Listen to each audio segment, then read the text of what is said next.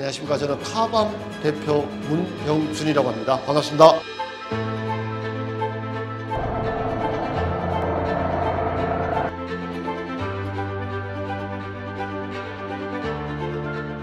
광택의 엘리트 코스를 밟은 전문가? 그렇게 설명드리면 될까요? 직접 광택을 내는 기술자이고 그 다음에 교육을 했던 그런 사람이고 그 다음에 그 약을 만드는 그런 회사에 다녔고 지금 약을 만들고 있기 때문에 어쨌든 광택 쪽으로는 전 세계에서 누구보다 더 잘한다고 자부를 합니다. 이제 1991년도죠. 그때 이제 자동차 정비 학원에 직업훈련소에 입소하면서 자동차 정비 자격증을 따고 처음 취업한 곳에서 정비도 하고 옛날에는 카인테리어라고 그런 이제 업체들이 많았었는데 뭐 인테리어 용품도 하고 정비도 하고 이제 거기서 이제 광택을 입문하게 됐죠. 이제 거기서부터 저희 광택이 시작되었습니다. 전국 외장 관리 경연대회죠. 그게 뭐 광택대회라고도 하는데 대상도 받았었고요. 그다음에 그 뒤로 이제 그 광택 경연대 심사위원장도 했었고요. 그러니까 그러다 보니까 또 이 전국에 많은 분들과 교류를 하고 그다음에 또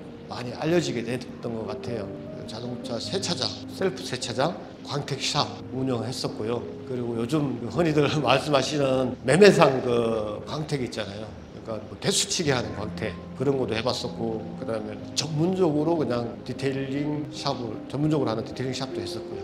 이제 그 샵을 하다가 교육센터를 한번 해보면 어떨까 해서 그 제가 전에 다니는 회사에 또 교육 외용보건 기술교육센터인가 이렇게 해서 제가 그걸 했었어요. 근데 그때 회사에서 그러면은 회사 들어와서 좀 이런 기술 교육도 하고 그다음에 개발에도 참여하고 그런 것 좀 해보면 어떻겠냐. 그 아까 말씀드렸던 이 기술에 대한 욕망도 있었고 금전적인 것에 대한 그래도 돈벌이는 아마 그래도 이제 사업을 할 때가 좀 좋으니까 그래서 갈등도 있었는데 어쨌든 기술에 대한 욕망이 더 컸죠. 그래서 이제 선뜻 그 회사로 입사를 하게 되었습니다. 이제 또 전국으로 교육도 하고 세미나도 하고 그다음에 해외 나가서도 뭐 특히 동남아 쪽으로 돌아다니면 태국, 일본, 인도네시아, 말레이시아 쪽으로 가서 기술 교육도 하고 뭐 영업도 하고 그렇게 한 7년을 지냈습니다. 그러다 보니까는 아무래도 제가 이렇게 나와서 직접 제조를 할 수 있는 계기가 됐던 것 같고요. 지금도 저처럼 이렇게 전문성을 가지고서 이렇게 교육, 전문적인 지식을 가지고 교육하시는 분이 지금까지의 자리에서 보면은 그게 자랑인 것 같습니다. 지금 철학은 사실 순수한 연마라는 거죠. 카밤의 모토이기도 한데 일반적으로 숨기는 광택을 많이 하고 있거든요. 그게 아니고 진짜 순수한 연마 로 시작해서 순수한 연마로 끝나는 그런 광택을 한다. 그게 저희 모토입니다. 거짓 없는 광택이라고 그러죠. 순수라는 게 뭐냐면 거짓이 없는 그러니까 있는 그대로의 광택을 보여드리는 거고 사실 요즘 많이들 느끼실 거예요. 유분이나 실리콘들이 많이 첨가돼 가지고 이제 초벌 작업할 때부터 숨기는 게 많거든요. 이제 그런 게 아닌 순수하게 연마를 해서 그 순수한 연마를 가지고서 끝까지 가는 거죠. 사실 광택은 이제 물리라고 제가 설명을 많이 하거든요. 방법에 의해서 이제 원리에 의해서 원리로 끝나는 게 광택입니다. 사실 아까 제가 그래서 순수 연마라고 하는 게 그게 물리적인 역할이 굉장히 크거든요. 화학적이라고 하면은 뭐를 감추고 뭐를 덮고 이러는데 광택은 이제 물리적인 방법이다. 제가 처음에 입문할 때도 사실은 그 배우는 시스템이 굉장히 열악했어요. 그냥 보통 가르쳐주는 사람이 그냥 이 기계를 가지고 이 약재로 초벌을 하고 이 약재로 마무리해라. 그러니까 원리나 방법이 현재까지도 아마 없을 겁니다. 그걸 제가 좀 요즘은 체계화 시켜가지고 어디 유튜브에도 방송 좀 하고 계속 그걸 교육을 시키고 있는데 아직도 열악한 부분이 이렇게 많아요. 사실 그때는 스웰 마크가 뭔지 뭐 홀로그램이 뭔지도 몰랐어요. 그러니까 흔히 그냥 뭐 떡만 나면은 강 잘났다. 그리고 그때는 뭐 유분이 많은 성분들이 그런 컴파운드에 많았으니까는 뭐 덮어서 보내고 이런 그게 다인 줄 알았는데 점점 이제 시간이 지나고면서 그 다음에 특히 이제 동호회 자동차 동호회 분들이 특히 그거를 전문가들보다 먼저 알고 계세요. 스웰 마크가 광택 작업을 하면 스웰 마크를 가지고서 이거는 화자다 이렇게 집어내시고 그러니까는 그때부터 지금 이런 기술들이 좀 더 빨리 발전한 것 같아요.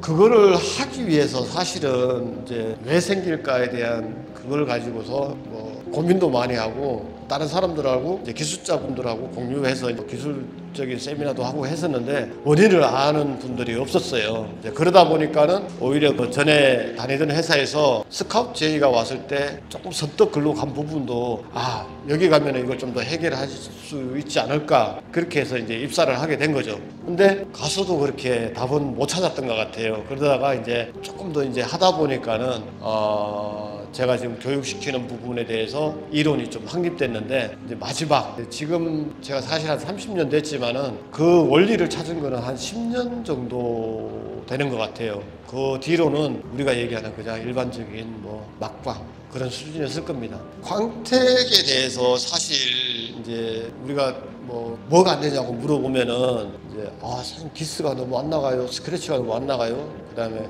스웨일 마크가 안 없어져요, 막 이렇게 해요. 근데 어차피 연마되는 부분은, 기스가 안 나는 부분은 뭐좀 거친 걸 쓰든가 이렇게 하면 해결되는 부분인데, 스웨일 마크는 아무리 해도 안 없어지는 거예요. 그래서 그 원리를 계속 찾다 보니까는 이게 기술적인 부분에 있는 게 아니고 원료에 있었던 거예요. 원료에. 그러니까 컴파운드의 입자가 불규칙한 거예요. 그러니까 우리가 보통 쓰는 입자가, 마무리 입자가 뭐 1미크론 정도라 그러면은 거기에 10미크론짜리, 15미크론짜리가 몇 가지 들어가 있었던 거죠. 그러면은 폴리셔가 원운동을 하면서 걔네들이 막 해집고 다니는 거예요, 이렇게. 그래서 그거를 나중에 발견하고 그 원료를 정밀하게 가공된 원료를 찾아가지고 약을 만든다 보니까는 그런 현상이 없어진 거죠.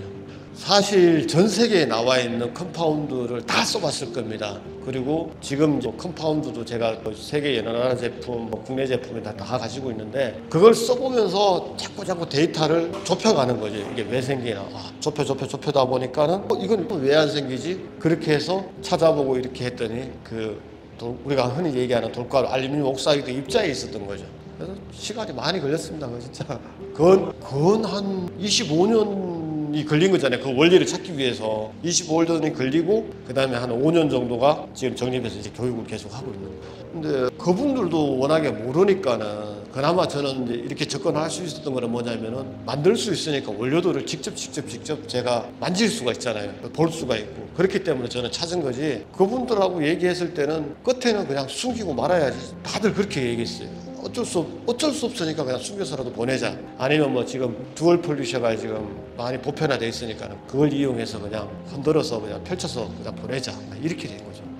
뭐 딱 이렇게 답을 내리신 분 사실 없었어요.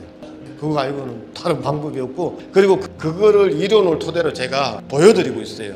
이제 직접 작업을 해서 그 컴파운드를 써서 작업을 해서 그다음에 탈취까지 해가지고 결과물까지 보여드리는 거죠. 규칙적인 데미지와 그다음에 데미지가 안 생기는 걸 보여드리기 때문에 기정사실이라고 다들 얘기하고 있습니다. 대수를 제가 체크를 해왔으면 괜찮을 건데 아무리 못해도 몇천 대는 되지 않을까요? 에피소드라고 하면은 사실 약으로 풀 수 없었던 시절이 있었어요. 그러니까 저는 지금 제가 약을 개발했기 때문에 그에서 맞춰서 작업을 하면 되는데, 아무리 해도 안 되는 작업이 있어요. 그런 게 뭐냐면은 뭐 설명드렸지만은 굉장히 고경도 도장, 그러니까 컴파운드로 잡을 수 없는 그런 거. 그 다음에 소프트 쪽에서는 아무리 생각해도 스웨일 마크가 안 없어지는 거. 그런 게 굉장히 기억에 많이 남아요. 웬만하면 제가 100% 다 해결하는데요, 진짜 하나 해결 못하는 게 있죠. 우리가 그러니까 클리어 자체가 굉장히 민감하면은 아무리 제가 뭐 시스템 자체를 소프트로 가지고 간다 그래도 그 시스템도 못 견디는 클리어가 있을 거예요. 이제 그거는 저도 포기합니다, 사실은. 저도 이제 그에 맞는 원료를 찾아야 되고 그에 맞는 시스템을 또 지금도 연구를 하고 있지만은 아직은 이제 개발이 안 돼가지고 조금 포기하는 그런 상태입니다. 아까도 말씀드렸지만은 이제 저하고 이제 기술적인 교류를 하신 분들이나 아니면 저한테 교육받으신 분들은 순수 연마를 하시려고 해요. 그래도 왜냐하면은 이제 결과물을 보셨기 때문에, 그 숨기는 광택과 그다음에 순수 연마의 결과물을 보셨기 때문에, 그래서 그런 쪽으로 순수 연마 쪽으로 다들 이제 같이 가고 있는 추세죠. 그러니까 정확한 정보를 전달하는 거잖아요. 그러니까 어쨌든 기술자 입장이니까는 뭐 저희 컴파운드를 떠나가지고 이제 결과물에 대해서 숨기지 말고 정확하게 뭐 완벽하게 그런 작업을 해야 된다. 그걸 조금 계속 강조를 하는 것 같아요. 그런 결과물을 보여주니까는 다들 놀라시는 부분이 굉장히 많아요.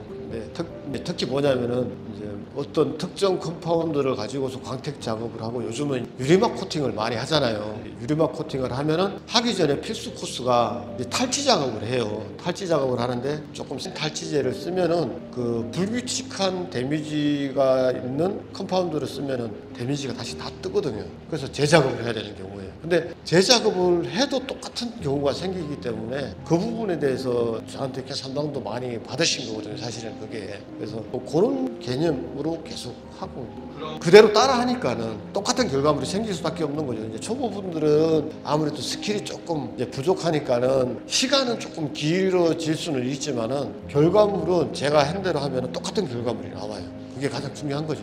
교육을 하면서는. 뭐 제가 직접 작업하면서 한번 보여드리는 시간을 갖겠습니다. 사실 전부죠. 전부이고 제가 이 업을 은퇴할 때까지도 이 광택, 특히 이제 이 컴파운드 연마제에 대해서 좀 더 빨리, 좀 더 완벽하게 계속 그거를 지금 계속 연구를 하고 있습니다.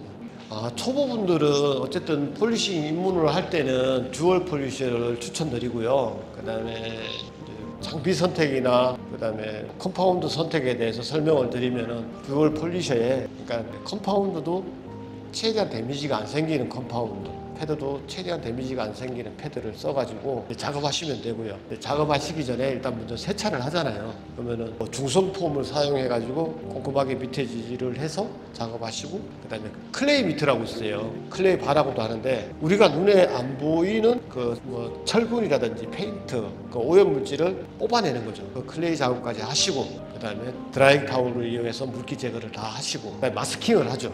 이제 몰딩 부분이나 그다음에 차체에 컴파운드가 튈 수 있으니까는 그런 걸 방지를 하기 위해서 마스킹을 다 하시고 그런 식으로 작업을 하시면 되고요. 처음부터 너무 고단 RPM을 사용하지 마시고 저단으로 해서 좀 더 이 폴리셔가 익숙해지면은 그때 속도를 조금씩 올려서 그렇게 작업하시면 될 것 같습니다.